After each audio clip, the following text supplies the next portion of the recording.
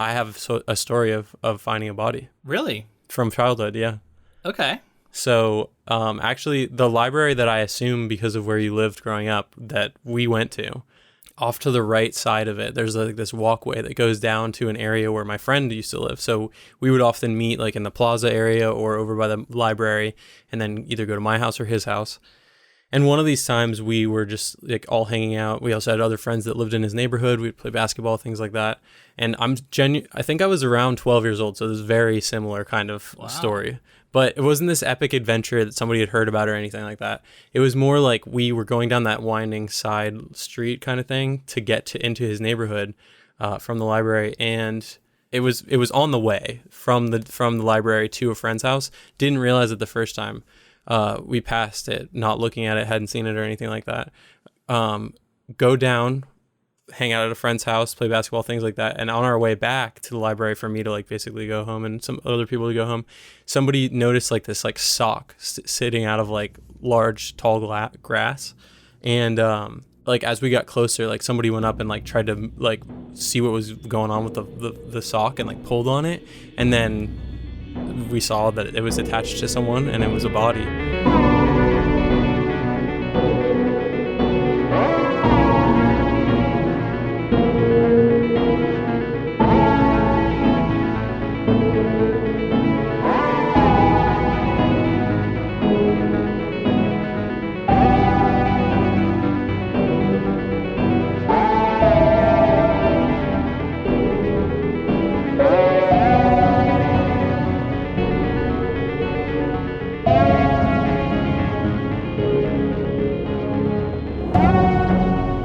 Welcome, friends, to episode 226 of the Ink to Film podcast, where we read the book and then see the movie. I'm writer Luke Elliott. And I'm filmmaker James Bailey. And this week we discuss Stephen King's 1982 novella, The Body. So we're back with Stephen King. We're back to a book episode. Only the book. As you were saying before we got on, it feels good, I think, to be back. Just covering a book, and something I guess we haven't done in a little while now. I think about it. We've covered some short stories. We've covered a podcast. So it's been a little bit, and yeah, it is a nice return to form, I think. And Stephen King is a favorite of the pod, so it felt familiar, and I always enjoy this kind of thing. So. Stephen King, obviously, that was our first project, was with It. And there are like some similarities in terms of like a group going on a journey. And Absolutely. So between that and doing just a book episode, and it has felt like it's been a while because, as much as we enjoy doing those episodes where we combine book and film in one episode, it's tough to find the balance, right? And here we get to just talk about the book. It always feels like the movie overshadows in some way to me. Like, despite our best efforts, it's like... Maybe because we do it second. I don't know what it is, but something about the movie. I kind of feel differently in a way. Like I feel like not that the book overshadows the movie, but I find that I'm like, I don't have enough time to say everything I want to say about the film sometimes. Right? Yeah. So I know people do kind of like the combo episodes, but there is something nice about being able to separate it out and really focus in. Yeah. Anyway, I don't know if that's inside baseball stuff or whatever, but it's interesting to me. But regardless, I'd never read The Body before. And I was thinking about it, and I'm pretty sure I've seen the film Stand By Me, but it might be one of those movies that I've just seen scenes from when it was on, because it's one of those movies that would come up on like TMC, like what is that, Turner Classic TNT. Movies? No, the classic movie, TCM, what is it, Turner Classic Movies? Yeah. Anyway, it's like one of those kind of films that would come on sometimes. It'd be, you have your commercial breaks, you have your, it's edited, and it would probably be Interesting. on. I don't know that it was old enough to be on TCM though. When did it come out? It came out in the 80s. Okay. You don't think they play 80s movies on there? Maybe I'm thinking of the wrong network. Regardless, it was probably, I feel like it was on TV. I saw parts of it, but then maybe like a commercial came on and I walked away and didn't come back. Because I just don't remember a ton about this movie. And the book, the novella for sure, completely unfamiliar. So it's kind of cool going into this feeling almost like I know very little about it, other than a few scenes, which I'll mention as we go throughout, that I was kind of aware of, and that's about it. Yeah. How about you? You said you saw the movie more recently. Yeah, I did. And it was in my mind a lot as I went through and read this. But in a similar way to every other King project, it's always impossible to capture exactly what his voice is and what he wants to get out of the messaging of the story. I think a lot of this might be one of the ones where I feel like the themes and like some of the really deep-seated messaging that he wanted to get across in this story will cross in the film as well. But, historically, people have had a tough time really adapting something that is just like King commenting on universal truths and, a lot of the different things that he blends into his stories. And for different reasons, right? Like, he has this wide range of writing. And clearly this, to me, feels like King deliberately trying to sit down and write about childhood trauma that he experienced. Almost like writing a memoir, but a fictional memoir for a fictional author who is a fairly thinly veiled Stephen King stand-in, which is something we see time and again in his books. One of the most thinly, I would say. I think it's basically a wink and a nod, like, this is what happened to me. This is why I'm like the way I am. Yeah, I mean, it's not what happened to him, not exactly. I saw some stuff, I read about it, but like, clearly he's talking about what it was like to be a kid in a kind of place he grew up. Yeah. In doing this, he is also, I think, I was reading that Different Seasons was his attempt to put together a book that was not horror. And all of these stories, which we didn't read all of them, but there's, the Shawshank Redemption story is in here and some others. And like, it was a departure from him. It sold fairly poorly, I was reading, compared to his other books. So his publishers were kind of like, hey, when are you going to write that next horror novel? And then he wrote, I think, Cujo following this, and Cujo was like a bestseller. Yeah, so not to mention he did some groundwork for Cujo in this story. He mentioned it here, yeah. So there's some interesting things with the timeline of when he actually wrote these things, which we can get into. But I felt like this was King saying, I can write literary. In particular, this story, because I'm not sure all the others play to this, but like, this story feels so literary to me. This is the kind of stuff you read when you're in undergraduate. It's the kind of thing that feels almost like it's an attempt to write like the great American novel. Like, this is about an experience of being an American kid in Maine and being a blue collar kid, right? Who's not part of that middle class with so much upward mobility. Right. And he's trying to capture that. And the writing to me felt more evocative. It felt more like more care was placed in the metaphor and the like you were saying, the thematic elements. Like there was a lot of time of like an older, obviously the narrator here is older, but like looking back and trying to make sense of that time in his life and capture what makes it important, and also talking about like the difficulty of doing that. And that stuff is all, it's present in some of his other work. Like we see that in It a little bit, but when you dress it up in a horror story, it's always going to feel like a piece of a story that is ultimately kind of about something different. Whereas this is like, that's what this whole story is. It's all about, coming to grips with life and death and growing up poor and feeling trapped. And it's interesting that it's not as popular, but I was really taken with this story. I really liked this kind of mode for Stephen King. I definitely agree, yeah. We're seeing King in the 80s reflect on his childhood and also reflect on like the cultural sort of what was going to go on through the 60s. Like, it's right at the turning of the 50s becoming the 60s, and like this, I think I saw an alternate title for the book. I don't know if you saw that in your research, but it was something about like loss of innocence or something about innocence. Okay. And the story really did feel, I was thinking of my own life about like this idea of innocence and like understanding your own like vulnerability in the world as a kid when like that, because I think there's a lot of like fearless kids, especially back then, that just like you go around and you do all this stuff without thinking about the consequences. And that's a lot of like growing up, is understanding where that changes. And then just the tragedy of growing up and knowing that these people are so important to you at the time and they won't be in the future potentially. And I never had friends like I had when I was 12 years old or whatever, is like a famous line from this.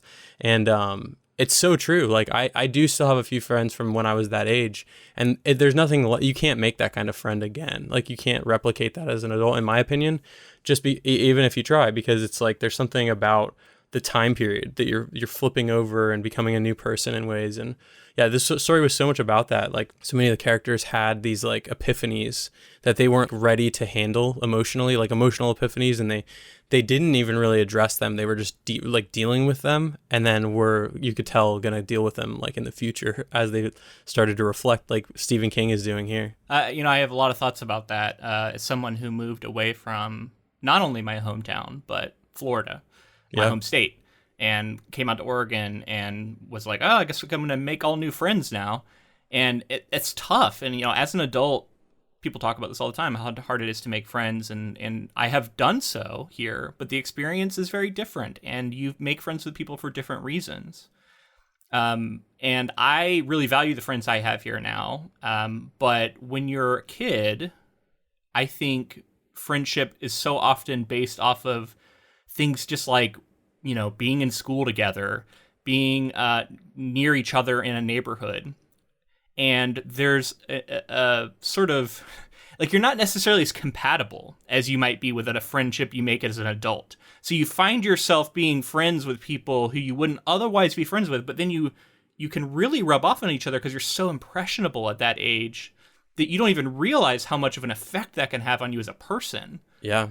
And to me, like, just thinking personally of my friends that I still am very good friends with that from this age, it feels almost like you're forced together in the same way that you're forced together with family. It does feel like a familial thing. It doesn't feel like a friendship, and you can't, like I said, like as an adult, even like great friends that I've made as an adult, it's not the same as like feeling like you have like another brother or sister or somebody that you grew up with in that way, because it's almost not even chosen family, because that's what friends kind of are, is like you get to go out and choose your friends and make them your family. But this is like in the same way that if you have a brother or sister who's born, you're forced together with that person. And you kind of like, when you go to school, you just, you all go to the same school from the same area, and you're forced together, and you kind of just like grow these like really like almost impenetrable friendships. It's crazy. Yeah, and it is so profound, too, to just think about that period and those kind of friends and what they mean to you at the time and how important they can be for you. But then also, there's a line in this book about how friends come and go from your life, like I think it says like a waiter at a diner or something. Like, right. And it's so true how you just drift away from people, and they may have been so important to you at one point in time, but in some ways you just grow apart and turn into different people who no longer need that connection that you maybe had at that particular time. And that's what this book is all about. The stuff we're talking about, and the fact that it is really complicated and very personal and unique to each individual, but yet there's some universal truths, I think, here too. It's a really rich vein to tap into for storytelling. And even the process of navigating your own trauma and past and childhood and turning that into fiction, and the guilt that can sometimes come around that, especially for someone like Stephen King who finds a lot of success, that's all in this book too. And I, as someone who is a writer as well and thinks about these kinds of things, and obviously nowhere near the success of even an inkling of Stephen King, yet I can appreciate and imagine what that might be like, and I can appreciate the guilt one might feel when tapping into these things that destroyed people's lives, and now you're turning it into entertainment. And I think that inherent push-pull is also like just a rich part of this novella. I also couldn't help but think about the way that Stephen King was playing with this sort of like epic quest structure, right? Like it feels like almost like a fantasy story, and these kids are dealing with things that are so monumental because it's like the first time they've dealt with these things, or first time they've struck out alone with their friends, and first time they've confronted authority, first time. All of these things feel so massive, and that's why it looms so large in this character's memory, is like it was the first time they were going on this quest, and then the way that they like mythologize all the things that they're doing. They're like, oh, come on, troops, jump off the bridge. And the way that they kind of turned it into something that's larger than life, even though like as an adult you can look back and say like, what was screaming in the woods? It was probably just like an animal, but like that horror that you build up as a kid, or sort of not just horror, but like this imagination of what you're actually doing being so much more important. Yeah, I mean, there's a lot to get into. We'll go through a summary and talk about the specifics. But before we do, I think let's talk a little bit about the novella itself and some of the background I was able to find. We've talked about Stephen King a lot on this podcast, and every time we try and kind of hone in on the project at hand. But I think back in like The Shining is one where we really delved into like him as a person. And we've done that throughout. So if you want to hear more about Stephen King as a writer, check out some of our older episodes on him. Yeah, it feels like each piece is sort of like informing him where he was at the time, what he was, I think he liked this sort of feeling that he was in, and he used some of that to write It, which was our first project. I just always feel like it comes back to It in some way. Yeah, I do think that it was something where he was exploring a lot of the same stuff. But I mean, in a lot of his books, he's done this. Right. He's very good at writing adolescent children, especially, white males from this time period. And it's interesting that so many people, I think, find Stephen King when they're young and and kind of latch onto him, because I think that speaks to how well he writes these characters, how he really doesn't shy away from them and treat them like children. Like he fully recognizes the flawed innocence there, but then he also he makes them very real and very I don't know, I guess what's the word I'm looking for here? Like the way that they engage with the darker sides of life so strongly and so head on, right? Like they're not afraid to talk about sex. They're not afraid to talk about, you know what I mean? Like, and they have these weird rule systems about what's okay and what's not okay to talk about. And well, and as kids do, like that's, that's the kind of, to be, there are moments that I definitely, because it's so wild to think about. We just covered Clueless in a bonus episode, and we were talking a lot about what holds up in storytelling and different time periods. Like that's us looking back at something that came out in the 90s. This is Stephen King looking back at his childhood in the 50s and trying to represent that and how people talked. And I was cringing at some of the things that they would say. And it's like, at the same time, in order to represent it authentically, he feels like he needs to really go there with everything and really lay it all out. And some of the it's just wild that do I feel like this holds up in a sense because it's a period piece, yes, but at the same time there's a lot of super insensitive stuff that was just To me, this is a push-pull between authenticity and potential harm. Right. And I think Stephen King, especially at this point in his career, is far more concerned with authenticity than he is potential harm. And to me, it was all about, I want to capture the way we talked and the way we felt about the world. And that includes racism, that includes sexism, that includes all of the worst things that we said and did. And I'm going to talk about it, and I'm going to put it in my book.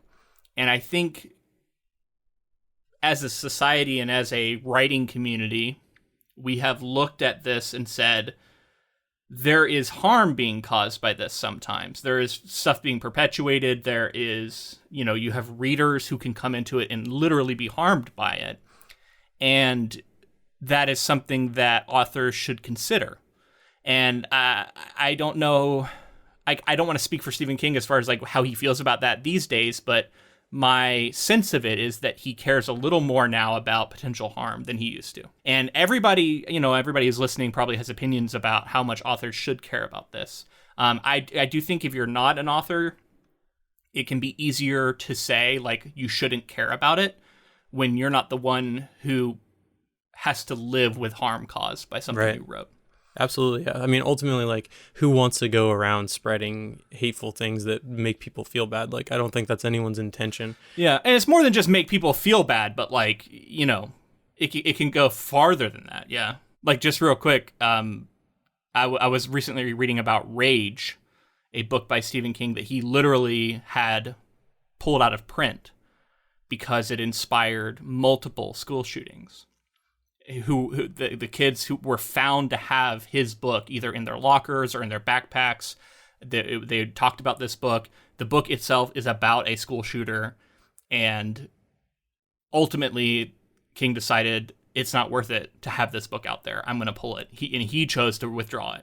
So that shows to me that at a certain point there is a line where he's like, okay, I'm going to actually care now about harm that can be caused. that is so specific to school shooters, and like we've talked about like entertainment and like where it starts to overlap and influence people to do things like violent video games and all these things that people have said for such a long time. And it's, you know, it's kind of a gray area. You're not really sure, but something like that, I mean, I think it's on, like you said, the author to understand that, like, even if there's a 1% or less chance that this is going to have some sort of, you know, effect on someone, I should pull it. So I'm glad to hear you did that.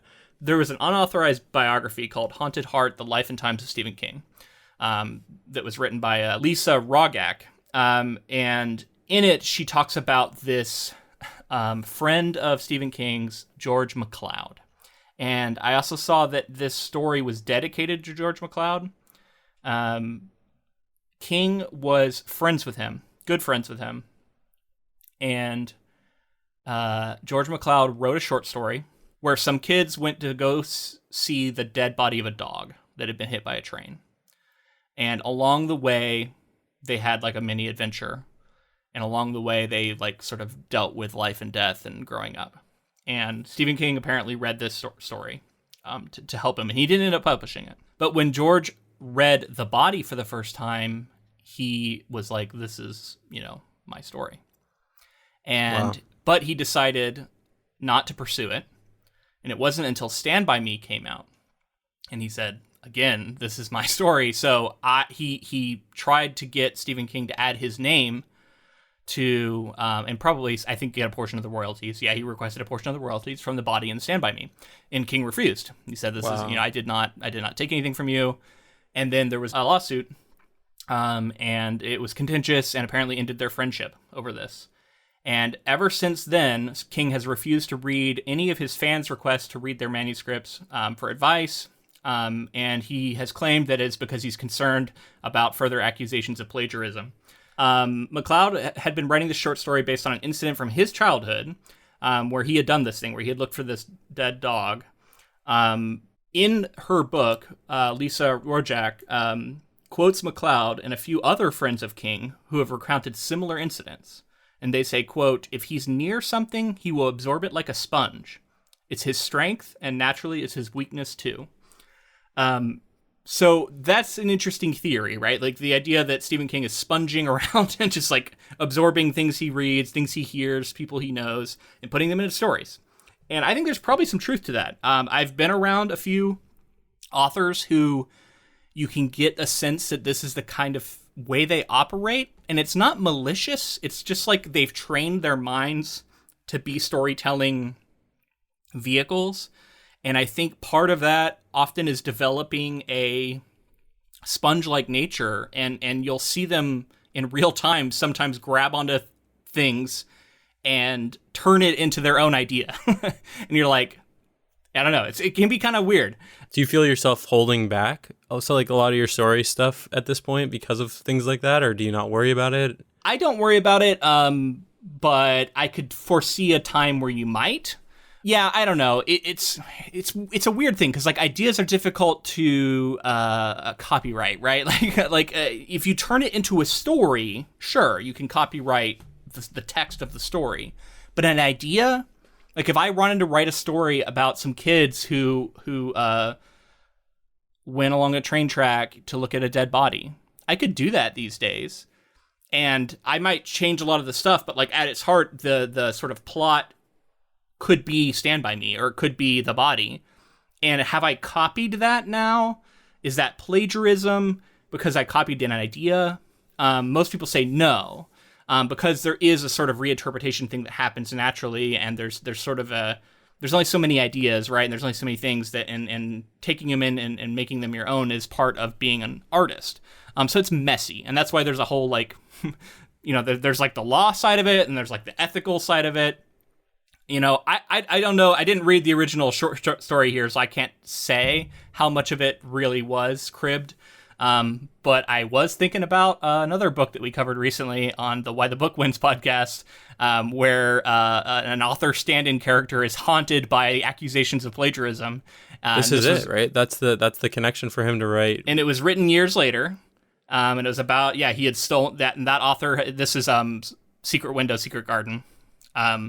And he's haunted by this idea that he stole the idea for a short story from this writer who never went on to do anything. And he's this big, famous author now. He just can't stop himself. Stephen King, he's like, every moment of my life will be turned into a horror film. Yeah. I mean, he's like, he works through stuff in his fiction, clearly. Yeah. I mean, like, I don't, yeah, it's really tough to, do I think that Stephen King is a copier? No, because he's clearly written just an insane amount. But at the same time, it sounds like he got some story ideas potentially. Well, when he talks about this book, he says that it's based off two different incidents I was reading. So he said that the first, and this is something I think we talked about in Pet Sematary, he only remembers it because he has heard about it from other people, but he doesn't actually remember it firsthand. He said that one day when he was 4 years old, he came home pale and in shock. His mother couldn't get him to tell her what happened, but after asking around, she discovered that he had seen his friend struck and killed by a freight train while they were playing. Despite having no memory of the incident, it seems pivotal for King. So I totally agree with that. He's talked about it all the time. I think we've seen it come up time and again. He also said that when he was slightly older and living in Durham, Maine, his friend Chris Chesley came by one day and asked, quote, "Do you want to see a dead body?" And King and another friend all set out to go to Runaround Pond where a drowned boater had just been pulled out of the water. Quote, they hadn't covered up the corpse yet, Chesley remembers. It was an educational experience for us all. It wasn't a pleasant sight. So there are two different moments here that really did happen to him that he's also drawing on. And I'm sure it's very easy for him to focus on the things that did happen to him and feel like this is my story. And then, yeah, maybe there's like an element or two over here that he pulls on, but it is probably subconscious because things just get absorbed in some of these people who are so creative. You lose the track of where that came from. You can't remember where that came from at all. You just think you think it just came up like everything else that comes up in your mind. Yeah, and it's hard to stop those thoughts. Like once it creeps in and it sounds like the best idea, like you're going to want to go with it no matter what. You're like, that's the best idea for the story, so I have to stick with this because the alternative is write a bad story. Yep. I got to tell you while we're here, I have a story of finding a body. Really? From childhood, yeah. Okay. So actually, the library that I assume because of where you lived growing up that we went to, off to the right side of it, there's like this walkway that goes down to an area where my friend used to live. So we would often meet like in the plaza area or over by the library and then either go to my house or his house. And one of these times we were just like all hanging out. We also had other friends that lived in his neighborhood. We'd play basketball, things like that. And I think I was around 12 years old. So this is very similar kind of story. But it wasn't this epic adventure that somebody had heard about or anything like that. It was more like we were going down that winding side street kind of thing to get into his neighborhood from the library. And it was on the way from the library to a friend's house. Didn't realize it the first time. We passed it, not looking at it, hadn't seen it or anything like that. Go down, hang out at a friend's house, play basketball, things like that. And on our way back to the library for me to like basically go home and some other people to go home, somebody noticed like this like sock sitting out of like large tall grass. And like as we got closer, like somebody went up and like tried to like see what was going on with the sock and like pulled on it. And then we saw that it was attached to someone and it was a body. And we like ran home to his house, which was the closest house. And his mom like called the police and they called it in and everything. And it was wild. I don't know exactly what happened.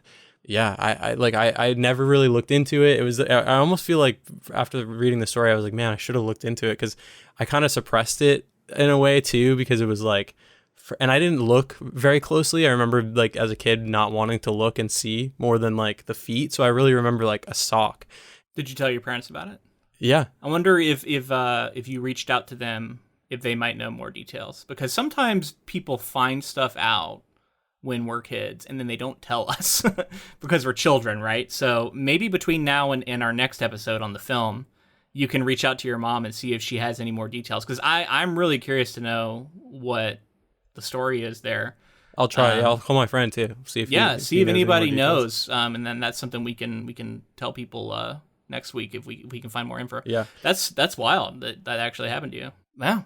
Yeah, I'm really curious. So I assume our listeners are too, to know what's going on there.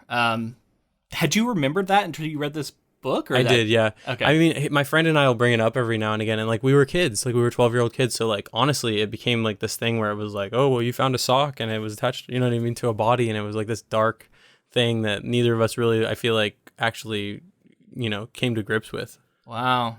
Okay, so this book was originally published in Different Seasons, which is the book that I ended up purchasing. Like I said, is a collection of 4 different stories. So one thing I found out when researching this that I found fascinating is that Stephen King apparently likes to write, or at least at this point in his career, he would write a full-length novel, and then so his process is he'd write a first draft where he tells the story to himself. He'd write a second draft where he revises it. This is back when he's writing on a typewriter, mind you. He revises the story, cuts out all the stuff that doesn't need to be there, adds in stuff that does. Then he sends that draft to his first readers, who give him their responses and their critiques. And then he writes a third draft, and with the input of his editor too, I think, that ends up being the one that it goes on to get published. And that's his process for writing his novels. When he is in between draft 2 and draft 3, when he has given it to his readers and he's waiting for them to get back, he said there's about a 6-week period usually while he's letting it cool off before he reads it again and implements these changes. During those periods, he likes to write a novella because he's Stephen King and he can't stop writing. So after he wrote Salem's Lot, he wrote this book, The Body. That was the novella. After he finished writing the draft for The Shining, he wrote Apt Pupil, another novella that's in this collection. After he wrote The Stand, he wrote Rita Hayworth and the Shawshank Redemption while he was waiting for that one to cool off. So that's just pretty amazing to me, right? Like these mega novels. There's like no similarity in those projects. I know. Either. It's completely. Well, I think he maybe by design he's writing something completely different. These are novellas he didn't think he was going to be able to publish because they weren't horror and they weren't the kind of thing that he usually writes. So he was just writing them almost for fun. Wow. And that's pretty amazing to me that he's just like, I just finished, this thing. I'm going to crank out, the Shawshank Redemption now. And now I'm going to crank out The Body and go on to be Stand By Me. And after I'm writing Salem's Lot about vampires, it's just like, it's so amazing to me that he's able to do that. And yeah, I mean, everything's happening so fast that I think, these accusations of plagiarism, there's probably some weight to it, but also like he's just writing all the time and sucking everything up into his system and putting it out and doesn't even realize it when he's maybe grabbing some things from other people. So I think let's get into it. I'm going to divide this just into 2 chunks since it's a little shorter. It's a novella. 2 chunks of plot, and then we can talk about them. So Gordon LaChance, who goes by Gordy as a child, narrates the story from an undetermined point in the future. A wealthy author, he uses his stories to make sense of his past. He writes The Body to grapple with the events surrounding the death of Ray Brower, who was hit by a train. As the story begins, Gordy's friend Vern Tessio asks him and 2 other friends, Teddy DeChamp and Chris Chambers, if they want to see a dead body near another town. Vern tells them while he was hiding under his porch, he overheard his older brother talking about the body's location. Gordy, Teddy, and Chris think it sounds like an adventure, so they create a cover story of camping in a field by Vern's house before setting out from their hometown, the mill town of Castle Rock, to see the body. As he describes their long walk to the body's location, Gordon reveals that each of his friends comes from a family that is either abusive or dysfunctional. His own trauma stems from the loss of his older brother, Dennis, who died in a car accident in the Army. His grieving parents ignore him in the aftermath. Okay, so let's stop here. We could talk about these 4 kids, our 4 sort of lead characters, and the whole setup of this book. There's something really magical about Stephen King's setups. Like as he begins to start the story, there are times that I'll read a book and it's like a little bit of a slog trying to get familiar with the characters, trying to understand where they're at. With King, it's like effortless. It's just like it goes so quick and you're so invested so quickly with all of these people's different, struggles, and he almost simplifies it by giving them like distinct things about them. first of all, the penny thing we should talk about. The brother like buries. This is how he introduces. I believe this is Teddy. It was Vern. He buries his allowance and creates a treasure map for himself. Oh yeah. And then his mom like throws away the treasure map, and then so he's constantly digging in all these spots around their house trying to find his buried treasure. And he refuses to believe, even though everyone else kind of knows, his brother found it, dug it up, and sold, used it, and Yeah. paid for everything. And it's such a funny story. Yeah. It's so like kind of relatable for how like unbelievably distraught you would be if you lost all that money, 4 years worth of allowance or something like that. He's just so quick and efficient with setting up characters, and then going forward you kind of get that this kid's afraid of his brother because he's hiding under the house when he hears his brother talk about the body that was found, and he's like, he would beat the shit out of me if he heard me down here. So yeah. Well, yeah, just the violence that these all these kids, it seems like they face at home that's such a hallmark of King's fiction. And it's like they're all from broken families. Gordy's brother has died, and his parents basically ignore him now. He tells this story about reading Ralph Ellison's Invisible Man. And it was interesting because, like, on one hand, it's very relatable, right? Like, he read this story and he saw himself, and he saw how he isn't seen. And Ralph Ellison's Invisible Man is about a black man who feels like society doesn't see him. And on one hand, it's cringy as hell, right? To have this white kid saying, like, yeah, I totally get it. That's just like me. But on the other hand, like, it is a natural, like, thing that we do. Because I read Invisible Man by Ralph Ellison when I was probably, like, 15. And I'd be lying if I said there wasn't a little bit of like, yeah, I sometimes feel this way too, like, obviously it's not the same, but like, I mean, that's the intention of the author, right? Obviously. Right. He wants to create empathy, right? And he wants us to empathize, and it works.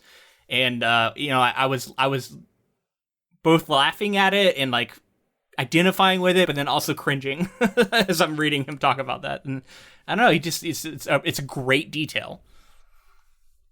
So true to life. And then, yeah, I mean, just the way he captures the language of these kids, so many little phrases, and he harps on them. He returns to them like we see King do a lot. He brings back these little phrases, right? It's so smart, and it creates a real texture. And it's also very unique to like Maine in this time period. He uses pop culture of the time to like really set it in a tapestry of like real life that I love the way King uses pop culture references in his books. Yeah. And it's a form of nostalgia for him. You know what I mean? Like he's using these songs that he did love, I'm sure, putting them into these stories, and he's like almost immortalizing them in his own history in that way. Yeah. Well, and then there's a gun. One kid brings a pistol that he has taken from his dad, and it's loaded, which we find out is it just goes off accidentally at one point. And it just kind of scares the kids, but they're like, whatever. And then they make fun of the kid for shooting it, for Gordy for shooting it.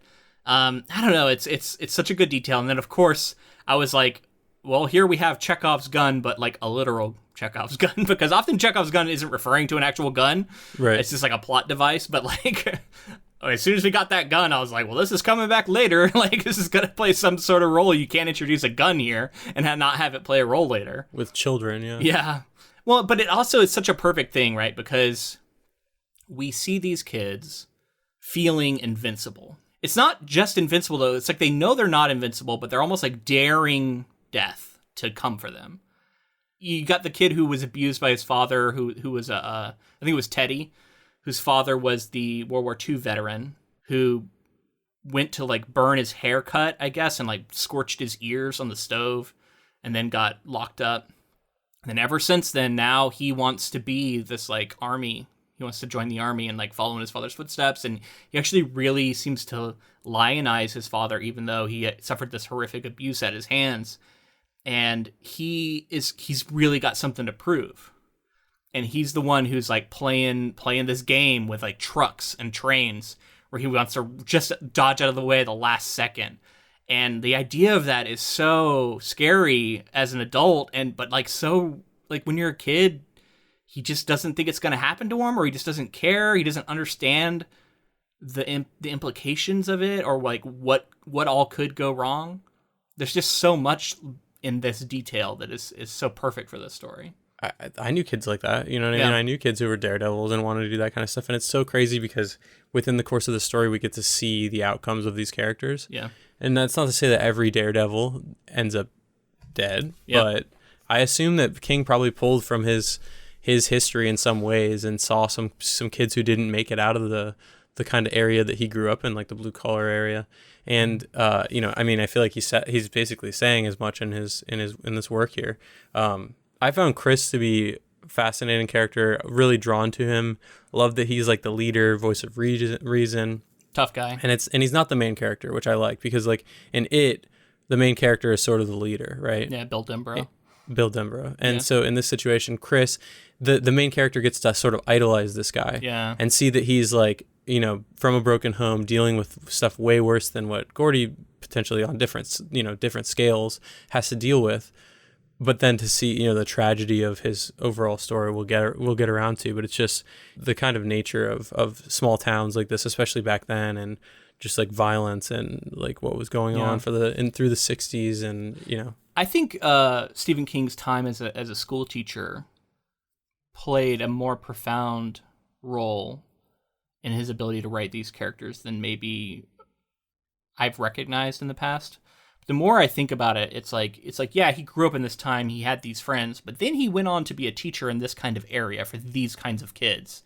And I'm sure he saw every year these stories play out within his classrooms, right? Like he would find out about kids' backgrounds and what they were dealing with at home and how that would affect them when they came to school. And I don't know the details of like how long he was a teacher for, but I know it was a decent amount of time. Taught English, was writing on the side, and I'm sure as he's writing, he's surrounded by kids who are going through a lot of this stuff, and it's reminding him of the stuff he went through, but also new stuff that he's seeing play out in front of him. Well, and how tragic is it that you see the students that aren't going to apply themselves, and you know they never will, and they'll never make it out of the situation that they might be in, and then a character like Chris, to see like a reaction. I think, you know, most people are reactions to their parents in a positive or negative way, one way or the other, that you're a reaction. Whether you're similar or not similar, you're in some way of reaction. And like seeing Chris as a reaction to his father, he won't drink alcohol. Yeah. He's like, I would never touch it. And things like that in characters and in people really that King probably saw coming up. And I don't know what grades he was teaching, but seeing that kind of stuff would be like tragic, I feel. Yeah, man. Gosh, so many things that I identify with too. As someone who, you know, both of us, we grew up in a fairly small Florida town, kind of suburby town. And now we both have moved. You know, you're in Orlando and I'm out here in Portland, and both of us are at least away from that part of Florida. And in some ways it feels like we got out. And to think about the people who never left and to think about friends you were with, and it's such a complicated thing. Friends you have never went to college. You know, and just how much college opened up my world for me and made me really expand my boundaries and my horizons and everything. And I'm so thankful for that. And realizing that the only reason I was able to do that is twofold. One, I had enough support to be able to have academic achievement and like nurture what intellect I had, and two, just like the fact that I was a smart kid, right? Like, and that's what he's kind of dealing with here in Gordy. And even his friends look at him and they're like, "You're going to go to college. You're smart. You have this storytelling talent, and you need to use that to get out of here." And not everybody has that. Of course, story is what's important to us, and like getting out doesn't necessarily just mean like pursuing the arts or something like that. You know what I mean? Sure, it could mean anything. Anything, yeah. I mean, there's so many degrees, right? And it depends on where you're from, and like it's not to say that you're happier because you left. It's just there is a reality of sometimes, like, I don't know, whenever I go back to Palm Bay, I'm like, man, I'm glad I don't live here. That's just how I feel. Like there are people there who I love, and there are things I'm nostalgic about, but man, do I feel like it's closing in around me sometimes when I'm there. I totally agree. Yeah. But you also temper that with like the fact that in some ways it's home and it always will be. And I want to come back to it. I know that I want to come back as a visitor. But there is something there too when you come back, and it can really kind of bring out and illustrate for you the differences in who you are now versus who you were. in a way that nowhere else in the world will ever do that than the place he grew up. And growing up, I was saying your reaction to your parents, you're also a reaction to your friends that you're around, your environment. Do you agree on like an ethical and moral level with like the people around you and stuff? And I think that plays a part in you deciding to like go out on your own and see the world, change your viewpoint, that kind of thing. But yeah, this idea of somebody being in an opportune situation to succeed, like there's so many students. It wasn't cool to be like nerdy like it is now, or to be smart. It just wasn't when we were kids. I still don't think it's ever really been cool to be the smart kid. Like I don't know, like yeah, I don't know. I think it's becoming maybe more now, but like there's something about being smart and doing well in school that will always be sort of inherently uncool, right? Because it's always kind of cool to be the like kid who does shitty at school and cares more about his social life or their social life. Not like, caring. It's not cool to care about shit. Which like that's our whole podcast, right? We're doing the uncool thing of caring about things. I definitely felt that growing up. I felt like there were times that it came natural to me in terms of like things we were learning and wanting to read and apply myself in certain ways. And then I also felt, people sort of treating me differently or talking about me differently. And this sort of push and pull that you have to go through on your own personal journey to see like, can you push back against the crowd and sort of do your own thing? People would see me reading and things like that and think it was lame and like talk shit about it. And it's like, I took that as more of a challenge than feeling bad about myself. It's one of the reasons that I identified with sort of a like counterculture, like fringe heavy metal against, establishment, status quo element, even though I was a smart kid who did well in school and like behaved and got good grades. And I'm like, and it's like, how do those things line up? Well, because I always felt like it was so deeply in the school that I was in, like Palm Bay High School, and in Southwest Junior High and all these others, it was so uncool to be smart and so uncool to like books and so uncool to be good at school that it felt like I was doing something rebellious by actually embracing that. And so I identified as being kind of a rebel, but I was being a rebel by being good at school. And it's so weird to talk about, but like that's kind of how, like that's the only reason that I think that worked in my head. Yeah, that's funny, man. I never thought about it like that. I didn't feel that way. I definitely felt like a rebel, no question about that. But it was also like a rebel against authority. You know what I mean? Yeah. So I found myself there's a little bit like, of that too. I found myself in the middle area where I was sort of rebelling against the people and the authority. Right. So there is a part here in the start that I definitely have to talk about. There's this whole metafiction thing going on in this book that I absolutely love. And it really comes to a head two separate times.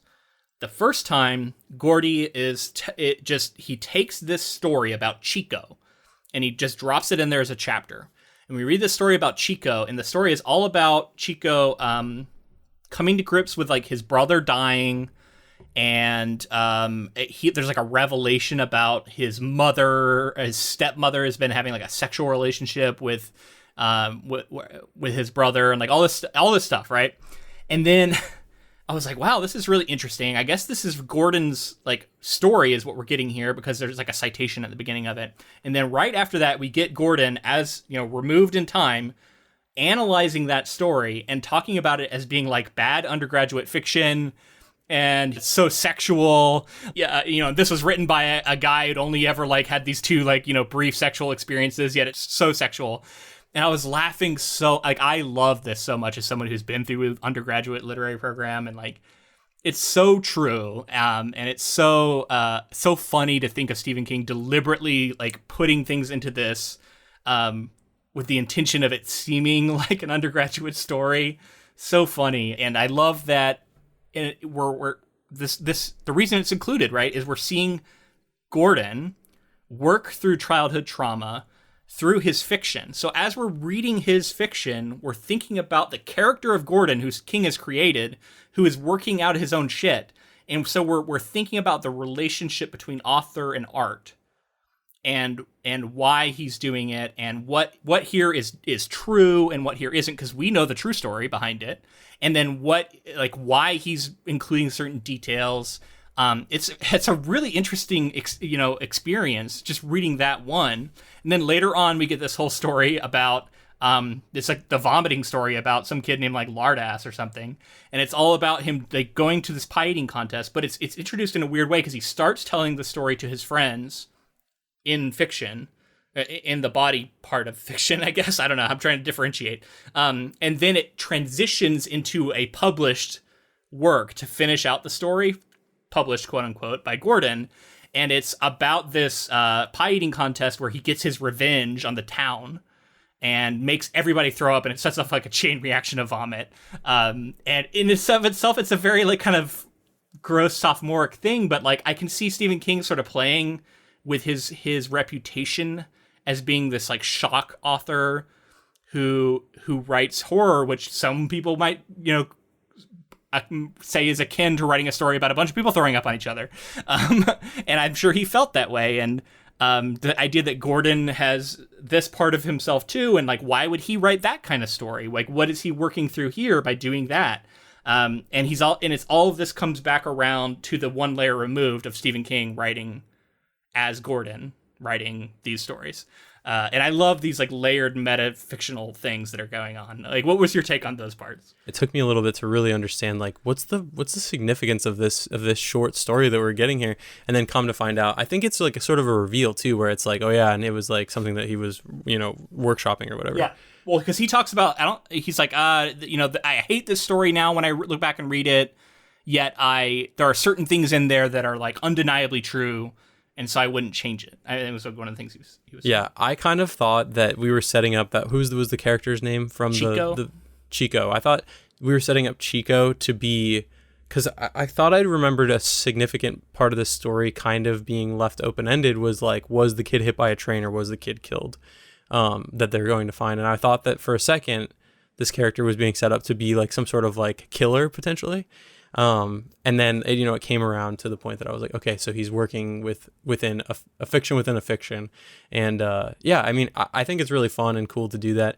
I think you get to a certain point, you've written the straightforward story and you want to do something like this, right? Where you want to play with, like, I want you to think about what I'm doing right now while I write this. It's so fun. Like, I just love the idea of being like, I've created a writer character and now I'm going to write something that character once wrote, as they were exploring their fictional trauma that I've given to them.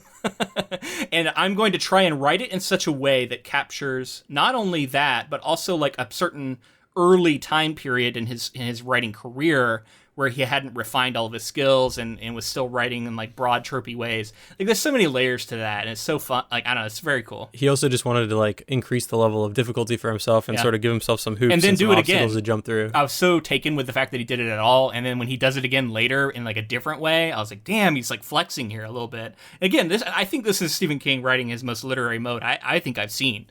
This is the most of him truly just reveling in the art of writing, I think. Yeah. And we've talked in the past about how like he does have literary tendencies and literary work, like parts to his fiction, but he also loves to work in the genre space. So he like kind of seats both together. And there is like moments of kind of horror in here. Like when he's describing the body, when he's describing, especially when he's like having this fantasy about his brother's ghost or zombie like coming out of the closet, and like the fear that King is able to create as he's evoking this. I was like, this is a very Stephen King detail.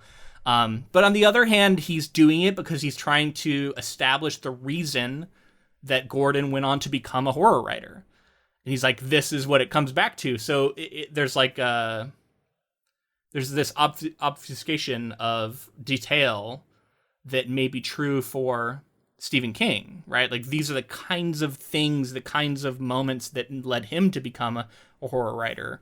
One can read between the lines and assume, I think. Definitely. I mean, I just think he loves living in that space. So he, even in a more literary story like this, he's going to have elements of horror. Like I mentioned before, this, like the screaming in the woods in the middle of the night is like kind of out of place, but it's something that like as kids, your imagination starts to work on you.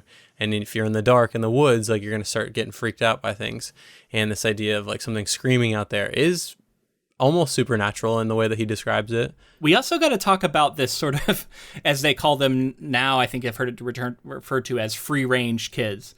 And how like this was still a thing when I was young, but I know that it's less of a thing now, and it seems like it was even more of a thing like the further back you go, where you could kind of just go do whatever for a long period of time without checking in on anyone. There are no cell phones. The idea that you and your friends can just go off and have an adventure, going through the woods, like getting into who knows what. Maybe you've told a story to your friends. Everybody, I think, understands the idea of like they said they were going to sleep over at their house and they said the other thing. But I think for kids today, like it's you can't do that anymore because it's too easy to like know to be caught in that lie. Where it was really hard. It's a certain time period where these 4 kids could be gone for like multiple days, and then at the end of the book, it's like and no one ever found out what actually happened. You had people boosting cars, like driving around in stolen cars just to joyride and leave them somewhere. That happens today. There's no way you get away with it. I think we were at an interesting time because we were pre-internet and post-internet, and sort of see how kids are raised after us and how kids were raised before us. Pre and post cell phone too, and post smartphone, just like maybe as big a development as the internet itself. The rule was come back by sundown. You know what I mean? That was sort of our check-in. But I would go like spend the night at people's houses and like camp out in backyards and shit. We do that sometimes, so it's not beyond the pale to think that something like this could happen. Okay, let me read the second paragraph here, and if it's not clear, we're going to be spoiling the rest of the story. Finding the body is like completing a rite of passage because it forces the boys to confront death and mortality. While they stand next to the corpse, local hooligan Ace Merrill arrives with several of his hoodlum friends. The older boys want to report the body and take credit for the find. Chris makes them leave by pointing his father's pistol at them. After Ace and his friends leave, the boys return to Castle Rock. No one knows that they're missing, and the story never gets out. However, during the weeks that follow, Ace and his friends hurt each of them badly.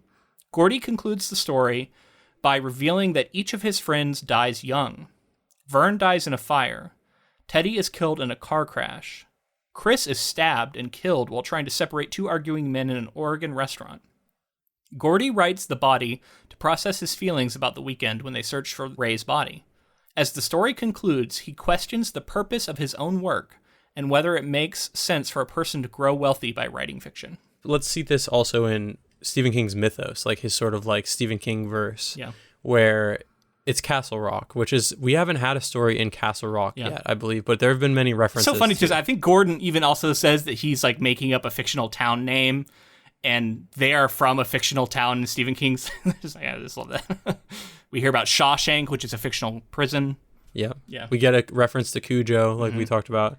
This town, I know for a fact, is like a prime area where things tend to happen in Stephen King's. And a lot of those things that happen in these stories in this town, in his fictionalized town, are supernatural. Well, we heard Derry being referenced in Secret Window, Secret Garden. So he does this all the time with his main like geography. He's got these fictional towns. Yeah. Interesting to think about a story that doesn't have anything overtly supernatural in it, but is seated in an area that is supernatural in other stories. There was some talk about like premonition and shining and stuff. Like maybe he had some shining. That's what I'm saying. Like, I think he didn't choose to make it a big deal in the story, but I do think that there are supernatural elements at play at times. It's still within his universe. It does feel like that, yeah. Which is pretty cool. So let's talk about the finding of the body. This is a long journey, right? And they've gone to the dump, and they've been chased by a dog and all this stuff. They finally find this body, and it's described as, being this really, I don't know, I found the bugs to be like one of the most disturbing details. The way the eyes looked, and in some ways, like, it didn't look like the kid was that injured, but in other ways, like, he clearly was. He had been killed. The way his shoes had been knocked off. There's all these just like amazing details that King finds that makes it feel so true. Right. The him not looking like he was actually hit by a train was a detail that I was like, is that also saying like, was there a murder here, or was there something that happened with his boy? Like, and then he has this like fantasy or whatever about like, what if he was hit and didn't die, and he was like laying there for a really long time before he died, and like that's horrifying in and of itself. Yeah. The thing that I related with most, having had a like somewhat similar situation, is, they had this whole build up to seeing this body. And then there's the moment right before when Gordon says, like, he realized in that moment he didn't want to see a dead body. They did all this stuff. They went on this whole journey, and he realized, I didn't want to see it. Yeah. And, like, I felt like we didn't have a build-up when I had this, like, Yeah, encounter. because it wasn't like, hey, do you want to come see this? It was just like we saw it, and it was like I couldn't not look at it. And I even feel like I didn't look at it in a way, like I said before. So it's like... Maybe you've just repressed it. Yeah, maybe I did. That moment feels very real when King threaded that in for this character. Like, I felt like, I was like, wow, that was pretty realistic. And yeah, I mean, this whole section here, like just thinking of a bunch of kids like on a journey to see a body, and then realizing like the gravity of actually seeing a body and understanding like the end of life. And he goes through this whole thing that talks about like this person would never go on a date. They would never do that. They list off all the things they would never do, and this life was ended short, and like just the super haunting nature of that, and how the gravity of that, and how that matures people, that that kind of encountering these kinds of things as kids like make you become an adult a little faster, I feel. And in like some ways they knew that because like they sought it out, but in other ways they didn't know what they were getting into, and which is kind of this whole story, like they just don't understand what they're getting into, and it's like this metaphor for life, but they're drawn to it still, right? Right. Curiosity or something.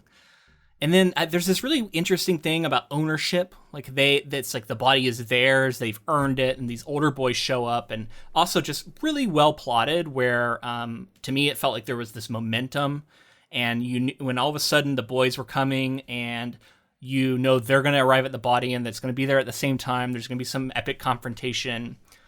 We've been building up to the finding of this body throughout the entire story anyway.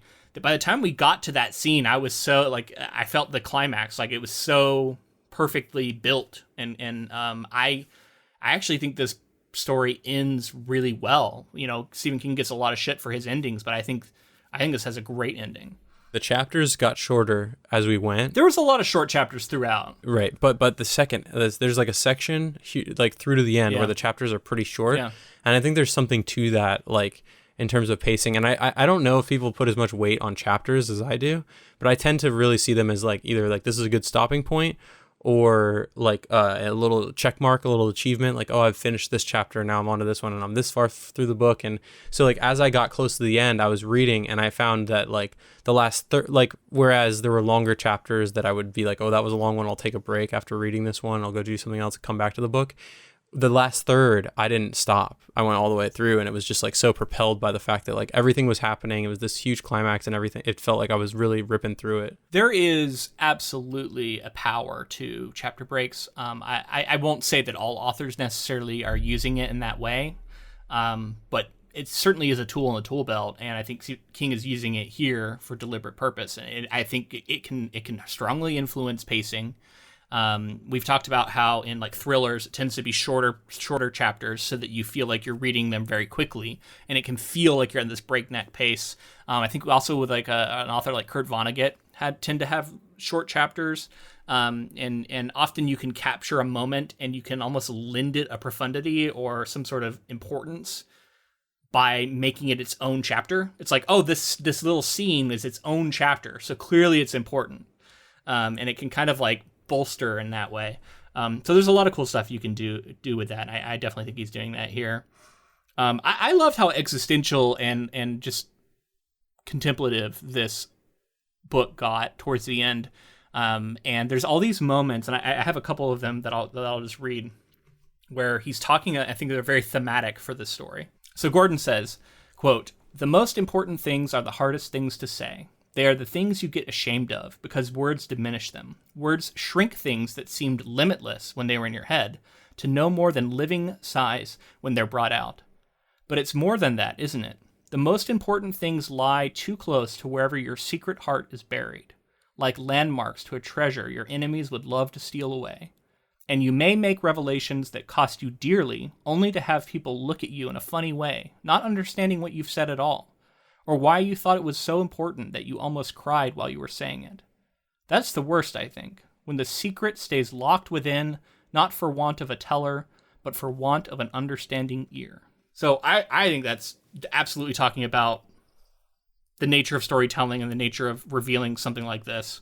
And honestly, like why people write. I think this is giving us some insight into maybe why Stephen King writes. Some people see it as entertainment, some people see it as therapy, some people see it from different angles, but ultimately, like, it's a pursuit of art, but it's also a pursuit of like sociology or something. Like you're kind of like getting to see and analyze people in a way that I think most don't, or don't take the time to, or don't put the effort into. Well, and also the limitations of trying to capture something in words and trying to tell it. And then also the sort of role an audience plays in that, and the role of having an understanding ear to tell it to. He gets into that a little bit more in this other quote I wanted to read, so I'll do it now. Quote, "Speech destroys the function of love. I think that's a hell of a thing for a writer to say, I guess. But I believe it to be true. If you speak to tell a deer you mean it no harm, it glides away with a single flip of its tail. Love has teeth. They bite. The wounds never close. No word, no combination of words can close those love bites. It's the other way around. That's the joke. If those wounds dry up, the words die with them." I love that idea of like, just that detail about trying to tell a deer that you mean it no harm is what makes it run away. And like that is such a great metaphor for how like trying to capture a story can sometimes feel so frustrating. This is something that I think all writers deal with, and is something some people never get over this, and it's something that I struggle with, and that's having an idea and have it be so perfect, unsullied by the process of putting it into words, that when you write it down and you look at it, you go, this isn't the thing that I had in my head. It's something different now. And that difference between what you've actually done and what was in your head can sometimes be so disconcerting. It can be hard to finish and can be hard to do anything with what you end up making. And it's something that I feel like I've had to try and teach myself to understand, that is an inherent part of the process, and that the thing that you have made, as imperfect as it is, and as much as it may not even it may only resemble the thing that was in your head, that the thing that you have made can have a different sort of value. And I think this whole quote and both of these quotes and this whole story is about how writing this book as an act of therapy for himself, as an act of just trying to figure out like what it all meant. In some ways, it feels so fruitless. It feels like it's pointless to him. It's like I can't get it right. Everything I'm saying isn't right. I'm not even capturing it. And yet the thing that he has done is profound, and it comes close. And he asks at the end of the book, like, why is it that I just imagine silly stories and I get to leave this town that, like, my friends didn't escape, and I get to be rich and wealthy and have this life when that's all I do. And I sure this is guilt that King has felt many times in his life. And it's because it's like the same way that like stories can be so light and seem like that they're not important. At the same time, they're some of the most important things there are. And there's this duality, right? And we talk about it a lot on this podcast. And here he's talking about that specifically, and he's saying, it's so pointless. It's a silly story. It doesn't matter. How can it have such a profound effect on my life? On the other hand, the fact that we're reading it and thinking about the things we've been thinking about and the way that it's making us reflect on our own lives, that gives it the strength that it deserves, I think. And that elevates it to deserving of maybe at least some of the sort of praise that it receives. Yeah. Am I making sense? Yeah, I wanted to comment and sort of like hone in on something you were saying, though. This process of writing, like you have this idea in your head, and then you go through it goes through a changing process as you put it down on paper. And it's like, that sounds like an adaptation to me. You know what I mean? We talk about this all the time with like taking this idea of somebody's book and trying to like boil it down to the essence of what you're trying to tell. Like, what were the important parts when you went through it? And when you go to put something on paper, it's like, are you getting through to the core things that you wanted to tell with the story? And it might have changed form and shape in some ways, but are you still happy ultimately with the outcome? And that's, that's an interesting thing to talk about. I like that. All writing is adaptation. It's almost like, no, you can't. Is it possible? Does someone like Stephen King, do the greatest writers of all time, feel that they were able to get exactly what they had in their mind out, or were they able to pivot and create something from the process? I just think it's impossible because for the reasons he's outlining here, the things that are in your head are not words. They are not. Right. They're not in the form that you're trying to put them in. And as soon as you start trying to write it down, you're forcing it into something that it isn't when it's in your head, and that's an act of adaptation. I like that. Okay, so we got to talk about the fate of the kids too, because that was like really profound to me, and the fact that we got the revelation that the three of the four kids die, before they reach adulthood, basically, or soon after, and two of them kind of, you're like, oh, one is tragic. The fire is kind of like burn. But you can see it within the character. Like, not that the character, I think he was like at a party, right, or something. Unclear. I think it's like it may have been his cigarette, or it may have been somebody else's or something. Yeah. And then the other one makes a lot of sense. He was like driving drunk, and you could see that in the character. Joyriding, but he's also got a bunch of friends with him who apparently also died horrifically in the accident. So he's known as this awful person. His legacy is being a piece of shit. Yeah. I forget what the actual quote that he said, like the king of something, king of zero, or something like that. Like they just know him as like this, like, he killed a bunch of people, so it's awful. And then the Chris thing, that, I knew it was coming because it was talked about. But this idea of somebody like rising above their situation. I did like that he he applied himself. He ended up turning his grades around. All the people in his life are like, how dare you? Like, you think you're better than me? Like, he got hit by a bottle by his dad and like all this shit. But he actually went to college and he was like turning it around. And it comes back to like Gordy was helping him, like tutoring him, and like they would work for hours on end to study and to get him ready, because he felt like he wasn't ready to go to high school or whatever they were talking about, and then to college. And then like he's on the other side of it, a great student, and he's like pursuing law. He's like in his graduate degree, and then he reads in the paper that he was like trying to break up a fight and was stabbed. And just like there's so much of Chris in that, trying to break up a fight, the perseverance of him continuing through even when people were trying to naysay him, all the way through to this moment, and like the profoundness of thinking how unfair it is that he was from a worse situation, got to a similar situation as Gordy, and then ultimately didn't get to see some of the result of that. Absolutely, man. There's two things from this. Like, one is the absurdity and randomness and unfairness of who gets to live, who dies, who draws the short stick and is killed as a child, gets hit by a fucking train, and who doesn't, right? And it is profoundly unfair. And there is a sense of fate. And we talk about the coin flip. We haven't mentioned that yet, but like they do a coin flip, and Gordon is the only one who flips heads. Everybody else flips tails. And everybody, the first time they all flip tails, and then we're told that it's a massive bad luck omen. Yeah. And then they all flip again, and Gordon's the only one who comes up different than the rest. And he's the only one who lives. But he's still scarred by what happened, right? And the rest of them die. But it's interesting because he says, like, they don't die in this story. No one dies in the story except for the kid who got hit by the train. But they do die. They are no longer alive. So he threads that like towards the end, and that makes me really interested in the ending too, because I'm like, how does this affect how they? And it's kind of left for us to infer the way in which it led to their death, because he proposes that they wouldn't have died if they hadn't gone on this trip. Yeah, kind of. And to me, that was like knowing that they weren't going to make it out, like ultimately long term.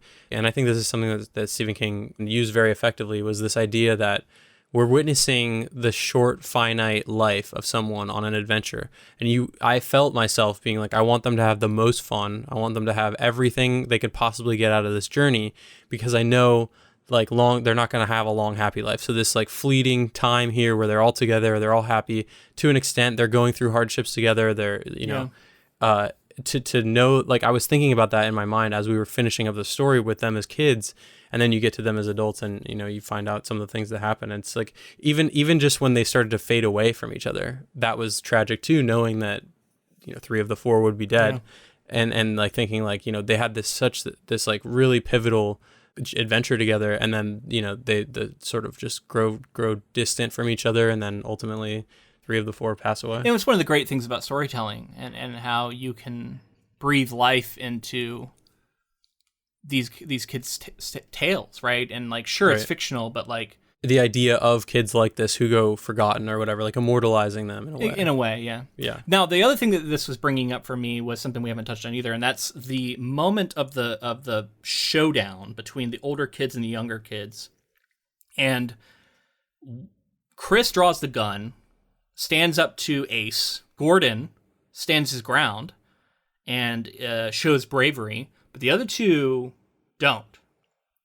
And I think this fundamentally changes their relationship afterwards, too. I think it's part of it, yeah. They were like, we thought everyone was running. The two basically said, like, I thought everybody was going to run. Well, and it's like a test comes, and they're tested, and like some of them pass and some of them don't, I guess. And like Chris, you were saying it's so natural that he's the one who stepped up to break it up. And it goes to show how like being the brave one who stands up to people, like sometimes that is this laudable thing, but other times it gets you killed, and that ends up being what happens to him later. I don't know. Yeah, I think he's definitely saying something there too, right? And it just reminds me of I've known people who had a reputation for being the tough one, the one who everyone was afraid of, and then they lose a fight, and then everything changes. Like their entire persona changes. They don't have that reputation anymore, and for better or for worse, like it's shown to be false in some way. And that I just thought I was thinking of that too while I was reading this, like how often when your kid's reputation is not built on much of anything until it's really tested, and then how it can change so dramatically. Well, yeah, and how like it can change for the like going forward as well. Yeah. Like that personality change could be informing how they continue the rest of their lives, living the rest of their lives. Absolutely. Oh, so much interesting stuff in this book, man. And I feel like there's stuff that we're missing. There's stuff that we've jumped over. But one of the beautiful things about this is we're going to get to revisit it next week when we do the movie. And we'll talk about all the ways I'm sure it's different. I'm sure it has been changed for the film. I'm really curious to see it now because I really liked this book, and in fact, this has rocketed up the list of some of my favorite stuff I've read by Stephen King. I really like this thing. Yeah, and I'm curious to see how the adaptation holds up because again, I barely remember it. Some really notable people are in it. Rob Reiner directed it, and like. Great soundtrack. I mean, it's called Stand By Me, so they're going to use the song, obviously. I don't know if you remember or okay. not. But no, I did not know it was called Stand By Me. I didn't know it was referencing a song or, like, I didn't know any of that.